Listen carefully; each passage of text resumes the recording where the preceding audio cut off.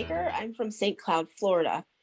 And this is an excerpt from my latest up-and-coming novel, Hecctrossipy Series, The Legend of the Land Lives Again. And it's a sci-fi drama that takes place on a different planet. The book takes a apocalyptic, darker turn in the series compared to books 1 and 2. This is an excerpt from chapter 5, Coming Back to Life, read by Gina Jaramillo. Take it away, Gina. Okay. The moment Karen lifted the heavy hatch door of the morgue toast box, she and Audrey were blasted by the heat and an intense smell of aluminum foil, sugar, and freshly cut grass. The smell of cooked vervet. Both Grungles burst into panicked tears. "I think we're too late, Audrey," wept Karen. "We killed her. Oh, I'm so sorry. I'm so sorry." "I'm so sorry, Artheena," Audrey sobbed. "Oh, curse of Giuseppe." Artheena laid at the back of the sweltering box, her body in the tightly balled-up position vervets often go in when they die in agony. She was on her shell with her head bent toward her chest, her limbs tightly folded around her head and body. Her glistening skin looked bright red and swollen. "We have to tell the Guardians," sobbed Audrey as they climbed into the box, shuddering and flinching at how hot the metal floor felt beneath their bony, balding feet. "I know it was an accident, but her family should know what happened. Oh, Artheena, I'm so sorry." They bent over and grabbed Artheena by the shell with their upper hands, dropping her into their lower hands as they hurriedly lifted her out of the box and placed her on the barren ground. Her metal shell felt like a dish that had been left in a fully heated oven, which was terrifying. The ambush, the slaughtering, and cleaning up the aftermath still seemed so surreal in the Grungles' minds. But there was no questioning their reality now. Artheena had been cooked to death.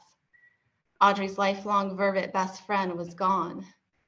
Artheena was a sweet, kind-hearted, fun, and lively person who had so much talent, including her gifted abilities, and so much to contribute to her village. Now here she was, a lifeless body that smelled like it was still cooking.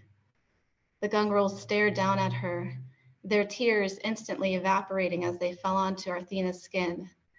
Audrey just wanted to end it all with a spear through the heart. This was more so her fault than Karen's. She was the one who was foolish and careless enough to give in to Giuseppe's tempting her to try vervet meat. And then once she started the killing, it instantly caught on and didn't stop.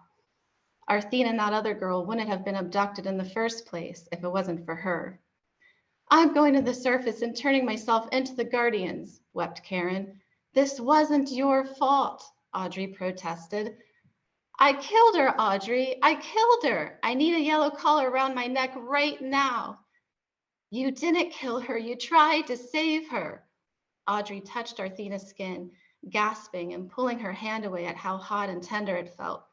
"I killed her. I'm the one who started all this evil."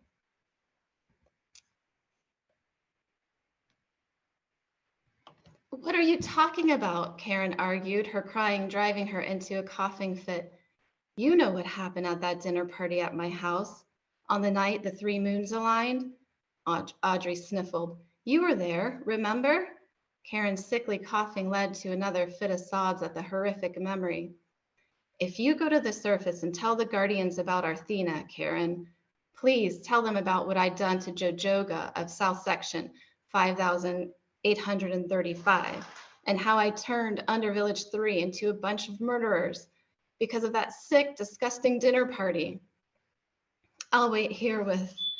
Her voice choked before she could say her best friend's name out loud. "Who's going to give her to the force when we're yellow-collared?" Karen asked between weepy coughs. "I don't want to think about that right now," Audrey sobbed, collapsing beside Artheena's lifeless body and going into hysterics. Karen collapsed to the ground too, crying and coughing up rotten stomach fluid. Audrey's mind was awash of many happy memories she and Artheena had shared. She couldn't believe her best friend was gone so soon and so unexpectedly by a careless accident. Probably the worst accident to die from. She'd known people who had died from losing their footing on uneven forest ground and falling over the edge of a high drop-off, or had gotten in a path of an oncoming hunting spear. But at least these accidental deaths were mercifully quick. Not even the most evil Dryosipy admirer in the world would have deserved to die the way Artheena did. Audrey's heart broke for Artheena's family too. How were they to get past something so traumatic as getting the news that Artheena had died from being cooked to death by their neighborly grungles? The vervet uttered a weak moan. Audrey, Karen exclaimed, sitting up and wiping the back of an upper hand around her slimy snoot.